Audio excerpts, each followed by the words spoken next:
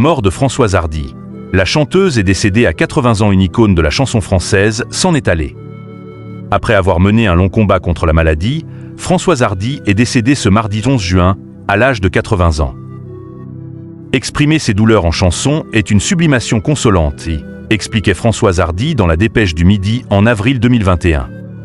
Une habitude qui a régi toute la vie de la chanteuse.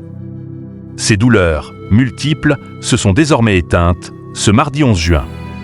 Comme le révèle Le Figaro, la célèbre auteure et interprète est morte à l'âge de 80 ans. La triste nouvelle a également été partagée par son fils Thomas Dutronc sur Instagram. « Maman est partie », a-t-il sobrement écrit avec un joli cliché réunissant la mère et son fils. Ce dernier s'était confié sur l'état de santé déclinant de sa maman il y a à peine quelques jours. Et elle ne va pas très bien. On essaie de se préparer à son départ psychologiquement et, avait affirmé Thomas Dutronc sur RTL. Grande fervente de l'euthanasie, elle avait confié tout son désarroi face à son cancer du pharynx qui l'avait privée de sa carrière de chanteuse. Sourde d'une oreille, physiquement affaiblie, Françoise Hardy vivait un calvaire selon ses propres dires. « Je suis dans un état de souffrance vraiment cauchemardesque la plupart du temps » avait-elle déclaré au micro de RTL. En effet, la chanteuse n'a pas été épargnée par ses 55 radiothérapies. Et depuis mes dernières et récentes radiothérapies, je vais mal car mon œil droit voit tout très flou et est douloureux. Ma narine du même côté est tout le temps bouchée. La bouche et l'arrière-gorge sont encore plus asséchées. C'est un cauchemar. Et, confiait-elle dans les colonnes du magazine Paris Match, paru le 14 décembre 2023. Au cours de l'interview, Françoise Hardy a notamment eu des mots forts sur la fin de vie. À la question « Et que peut-on vous souhaiter ?» qui lui a été posée par nos confrères, l'ex-femme de Jacques Dutronc répondait « de partir bientôt et de façon rapide. Partir dans l'autre dimension le plus tôt, le plus vite et le moins douloureusement possible. » Cette fin de vie, marquée par une forme d'anxiété, semble résumer une partie de l'existence de Françoise Hardy. Car la chanteuse nous aura bercés pendant plusieurs décennies avec des textes mélancoliques, reflets de ses doutes, de ses interrogations, mais surtout d'une angoisse latente autour de l'amour. Née le 17 janvier 1944 à Paris, l'artiste est la fille d'une mère aide-comptable, Madeleine Hardy, qui l'élevait seule avec sa sœur cadette. Son père, Deja Marié, any simpliquate pas l'éducation de ses filles. Une première douleur à laquelle s'ajoutait la présence d'une grand-mère qui ne cessait de la mépriser.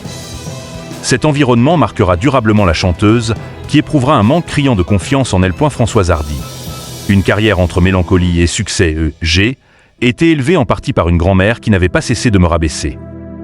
Je me trouvais laide et me voyais devenir nonnie, révélait-elle auprès de Paris Match.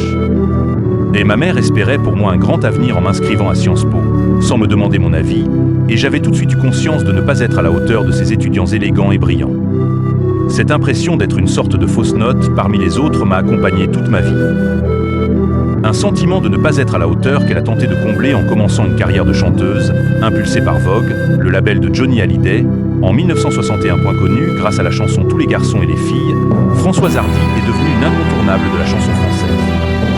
L'idole des 60s et ex-compagne de Jean-Marie Perrier était en effet l'une des rares femmes parolières de son époque.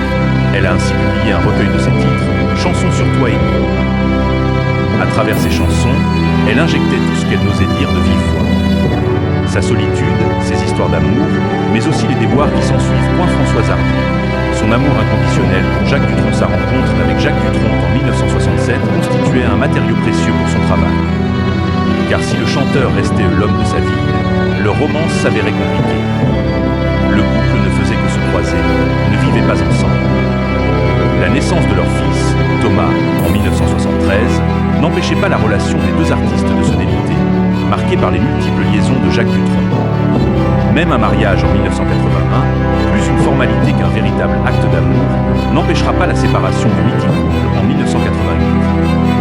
Pour autant, les deux artistes ne pouvaient faire l'un sans l'autre. Dans une interview accordée à Paris Match, en décembre 2023, Françoise Hardy revenait sur son lien indestructible avec Jacques Dutronc. Nous écrivons tous les jours. Et il m'a fait quelques déclarations très émouvantes.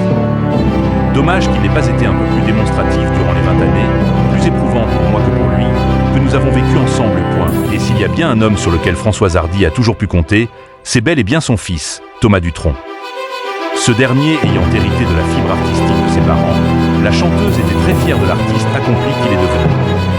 Et il me surprend tout le temps.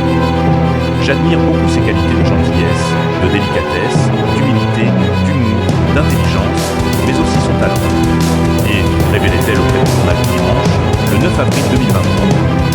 À nos confrères de Paris Match, Françoise Hardy avouait se rendre régulièrement sur YouTube pour découvrir ou réentendre des vidéos de son fils, de Jacques et d'elle-même. Françoise Hardy, impliquée dans le débat sur la fin de Vie passionnée d'astrologie, la chanteuse appréhendait ces questionnements au travers de la musique. Une source d'inspiration dont elle usait dans la dernière partie de sa vie.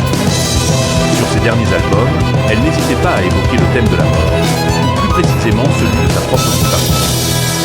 Atteinte de nombreux problèmes de santé, la chanteuse infusait dans ses chansons la douleur lancinante de la vie.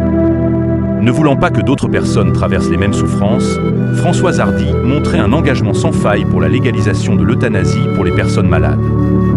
Épuisée par plusieurs années de traitement contre le cancer, elle a adressé un poignant appel à Emmanuel Macron, qui résonne comme un cri du cœur dans une lettre parue dans la Tribune dimanche, le 17 décembre 2023. Il sait ce que j'aimerais, mais ce n'est qu'un vœu. Comme une grande majorité de Français, nous sommes tous pour l'euthanasie et aimerions que le président en fasse une possibilité. Et d'ajouter, nous comptons tous sur votre empathie et espérons que vous allez permettre aux Français très malades et sans espoir d'aller mieux et de faire arrêter leur souffrance quand ils savent qu'il n'y a plus aucun soulagement possible. Une cause qu'elle a défendue jusqu'à son dernier souffle. Comment te dire adieu, chantait-elle. Un message que se répètent désormais ses fans les plus sincères.